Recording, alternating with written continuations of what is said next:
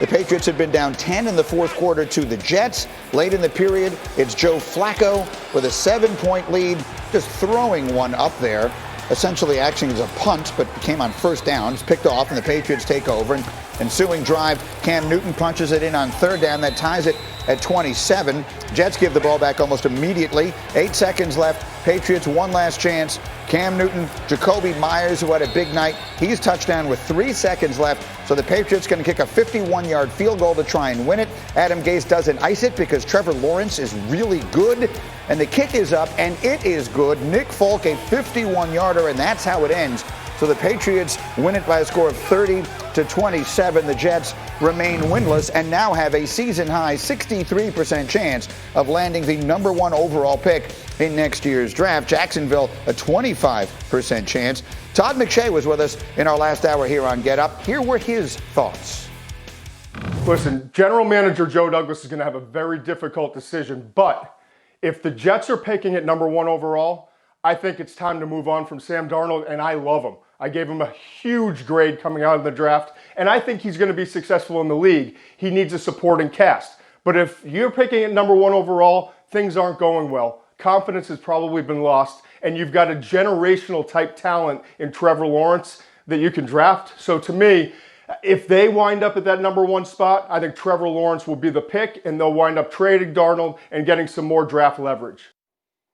Look, I'm old enough to remember when the Jets traded up to take Sam Darnold, and he was going to be the savior. Now, at this point, Dan Graziano, what is his future with the Jets? Life moves pretty fast, doesn't it? Look, it's obviously murky, and in order for him to have a future with the Jets, a lot of things would have to happen. He'd have to come back from injury soon. He'd have to play well the rest of the year, and they'd probably have to win some games and then end up not having that number 1 overall pick. Because if they have it and they're still not sold on Sam Darnold, then Trevor Lawrence looks like the better option. They're probably going to have a new head coach next year. Unless it's a head coach that comes in desperate to coach Darnold, I think the Jets are looking at a change here and probably putting him on the trade block in the offseason. So the question is, what does he get in a trade? Again, this is a player the Jets traded up to take number 3 overall, and in 3 seasons, they've turned his value into what? Well, I think they could probably get at least a 3rd-round pick. If there are enough teams interested, you might be able to get a second. He's only 23 years old, and as you heard from Todd, he was well regarded by a lot of people coming out of that draft. But at this point, 3 years in, to think about getting a 1st-round pick for a guy you took in the 1st round, probably not realistic. No, not realistic, and just a sad state of affairs in every conceivable way. So let me bring the rest of the crew back in here, and we'll talk about this a little bit. I mean, Greg, is Sam Darnold still an asset? Like you watch him. What's that, Mark? Hang in there. I'm doing the best I can. Hang in there, baby.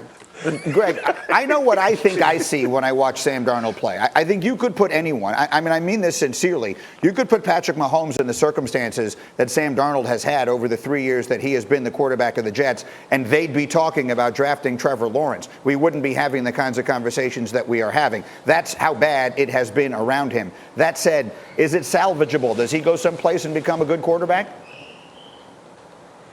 I wouldn't go too far with the Mahomes-Darnold comparisons, but I do not a agree comparison. with you. It's not a comparison. To be clear, I want to make clear what I'm saying. No, I get it. Greeny, you're only as good as your supporting cast. That's what you're saying. And that is 100% accurate, because right now Sam Darnold, over the course of his career, has had little to really rely on. Robbie Anderson showed some bright spots over the course of the time he was there, but for all intents and purposes, it's really been pretty slim pickings for Sam Darnold as far as reliable weapons. I think there is still a lot to like about this young man. The problem is he has kind of had the turnover bug, and it dates all the way back to college when his last year, at USC, he had 1 million interceptions, and he really had a tough time kind of shaking that because he's forced the issue over the last few years with a really bad roster. But if he goes to a place like Indianapolis, or if he goes to a place like New England, somewhere like that where they can surround him with structure, stability that might be a free agent destination, I could still see him having a lot of success in the league because the natural ability is there.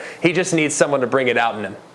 The extraordinary result here would be him going to New England and dominating the division for the next 10 years. Marcus, how do you see it? Look, I believe Sam Darnold can play, and I'm not holding anyone accountable that's been in the Jets organization for the last 3 years. Listen, this is one of those situations. Guys, let me remind you of a name.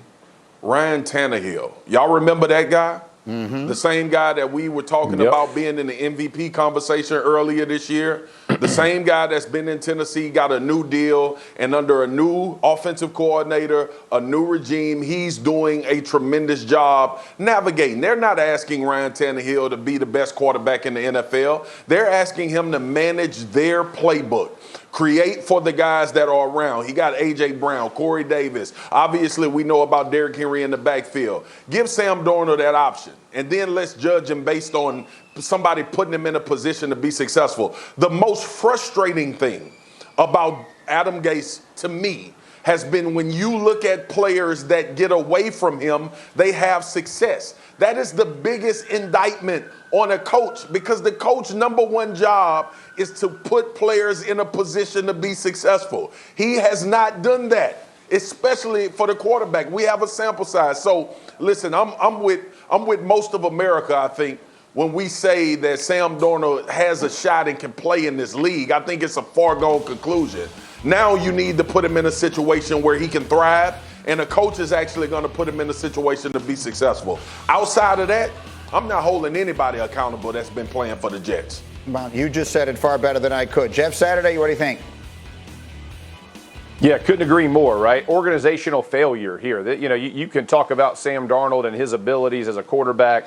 This lies at the feet of the organization as a whole. When you don't protect your quarterback, who you know has already had turnover prone, all you're doing is sweetening the pot. So as you look at this thing, I think this kid is young. He's still talented. He can go somewhere and play. I love the way Swagoo's talking about Tannehill and his resurrected career, and that is very possible. Listen, development matters in the NFL. I don't care. Everyone is a system player. And if you don't think Mahomes has benefited from the system of Andy Reid and Eric Bieniemy, you're lying to yourself. It's not that he's not a great player, but the system has helped him. Every player in the NFL needs a system and needs structure in place. No different than Sam Darnold. He's been thrown to the wolves, and it looked like it.